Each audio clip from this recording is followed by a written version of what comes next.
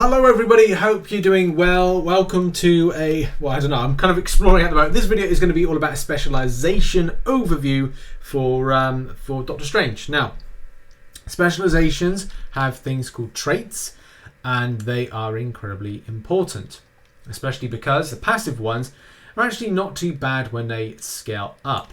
Now, I'm just going to wait a moment before 14 seconds. Okay, I've got 14 seconds to kind of like link into what I'm talking about. So I've got three things in the description that go over overviews of PvP orientated specialization build, the damage one that I use currently, or I will be using. Let's just set this up on auto fight. This is the problem with, not the problem, but this is the thing with playing Marvel Future Revolution. It's just like anything can happen at any given time. So I'll leave that kind of auto fighting, and hopefully I can pick up a rare card, which I'm looking forward to getting. But you never know what's going to happen with it. You've got to be on the grind, people. Right, okay, specialization. The first top tip when it comes to Doctor Strange specialization is do as many of the passive traits as possible. So these ones here, these passive traits, they're not the big trait here which you can then socket into your traits on the right hand corner, but it's important to do all of these ones up here. Go north, do attack.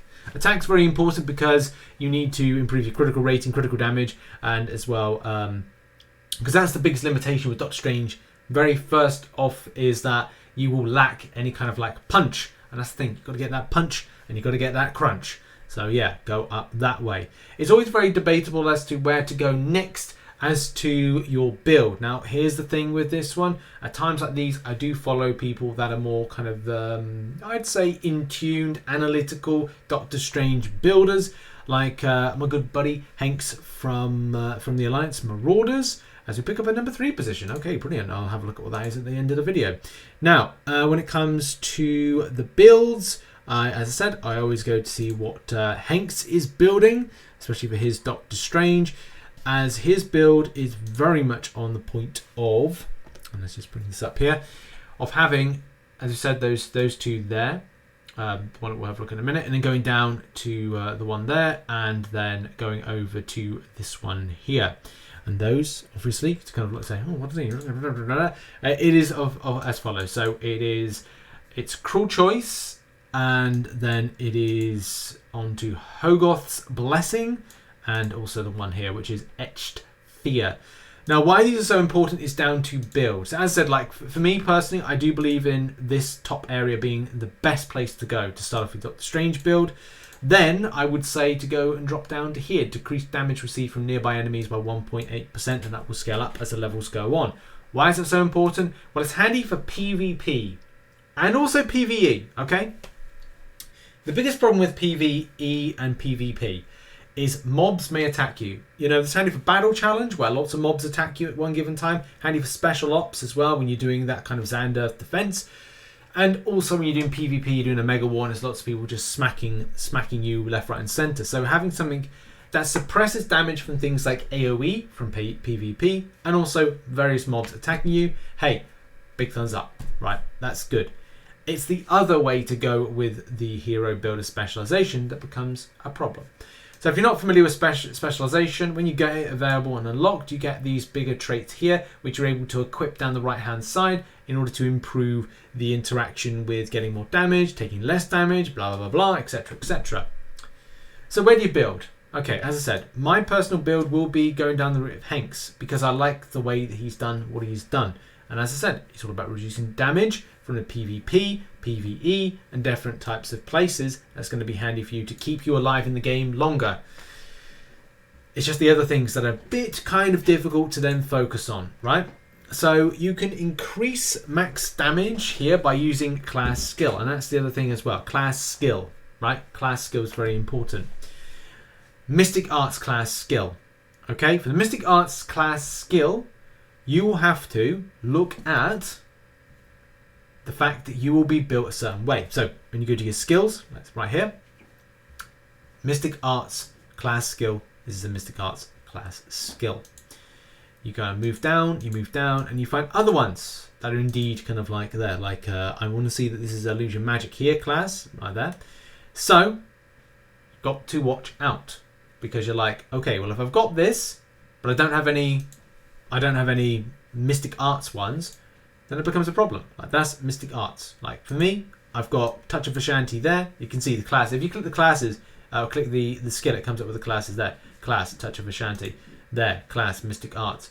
And I've got one, I've got two, I've got 3 Mystic Arts built.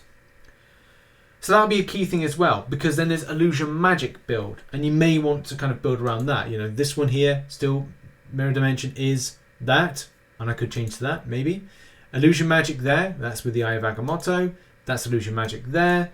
And then there's, I think I might have, no, that's Touch of Ashanti. But yeah, it's all about understanding like what to build, what to use, what is what, those kind of things. And making sure you understand the class of your skills. Yeah, once you know your skills, and then you're all fine. So that's always the good thing to note. So yeah, back to specialization, back to builds. Now you can look, if you've got illusion, there's honestly, there's so much to remember. Illusion Magic skill build, you can look to build something that's quite nice. And based on my notes, what I put in the description is that you can have certain things that allow you for quicker rotations. Illusion Magic, which has a few things here, do decrease the remaining cooldown of all skills by 2.5%. That's handy when using an Illusion Magic class skill. So if you understand your rotations and quicker rotations, then it can be quite helpful. Do bear in mind that in your potential, you can actually enhance your cooldown or reduce down your cooldown, as well as various other different types of areas and traits where you can improve that. So it's always a bit debatable whether or not that it's worth kind of doing that. And as I said, if you are building a skill fight, like for your fights, if you're kind of building them in a certain way that you're like, right, well, I want to do Illusion Magic class skills, then you may want to go down this route, especially because you can also do a little bit of I think it's like down here. Is it down here? No. Well, you could do that as well. You could decrease your cooldown more, but there's also that you've got some further things. Where is it? No, it's up here. It's up here.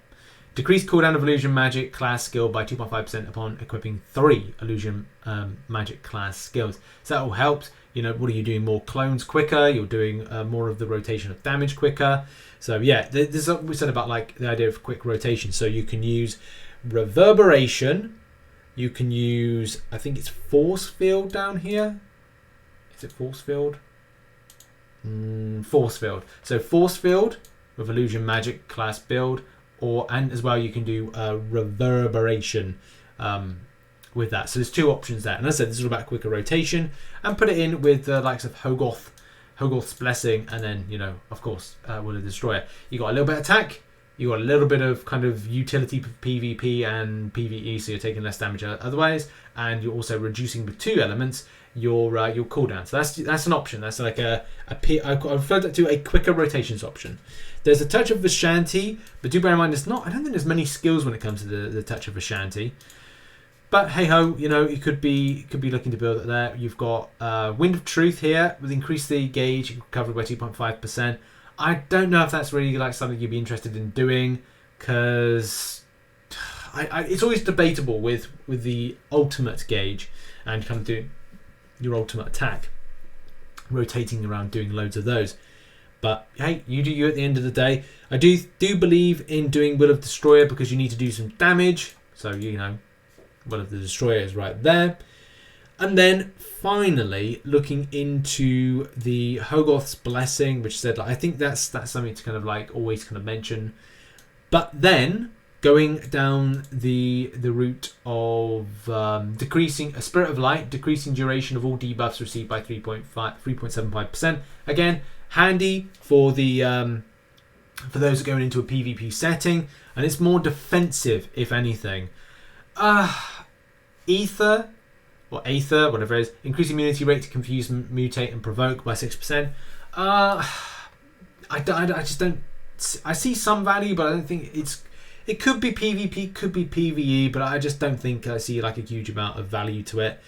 Other than that, if you're doing the Touch of Ashanti, then it's going to be more important to kind of go have a little bit of Touch of Ashanti class skill, but also something else, which could be the likes of doing a increased guard damage with Illusion Magic class skill. You know, that could be like helpful. to kind of like take down enemies, especially in the PvP sense. Or decrease cooldown as well if you've got a few. Well, I didn't say 3 illusion magic, and I think that's probably not kind of the case. But increased cooldown could be there. So I think it's always that third slot is always debatable as to where you might go with it, because there are some defensive properties. There could be the ultimate gauge that you look to improve, or here, which is increase the rate of immunity rate to confuse, mutate, provoke, etc. So yeah, that's the thing. You're trying to take away the attack-orientated stuff we've talked about and high rotations type build, but also maybe look into something that's going to be more, I don't know, withstanding of damage and status effects and debuffs by being in a PvP and PvE light, like burns, because I think a lot of the time you get burned by the likes of Star-Lord and several others. So you're kind of like, oh, I need something that's going to be more kind of like tankier. I think the word I'm going to try to get to is tankier. But that's not really it for Doctor Strange. Doctor Strange is more of a quick rotations and upfront damage. That's why I think the first two kind of like mystic arts, a mystic class skill setup, and as well the illusion magic build, which is the ones I put in the description, are kind of the best two. The third one, the PvP idea, is kind of like you can chop and change with stuff, but I just think the first two with damage potency, do more damage and more rates of damage, are probably the better two for this. But yeah, that's been a video. What are your thoughts on Doctor Strange? And do you have a specific build that differs from one that I've done? And do you think that it's that your build is very effective? Put it in the comment section. It'd be interesting to find out what people are building and why. And I'll see you very soon. Make sure as well to check out some other content located on the screen right now for some recent stuff as we end the Doctor Strange series of videos and then move on to the next hero very, very soon. Hopefully it's Magic at the end of this month or maybe October.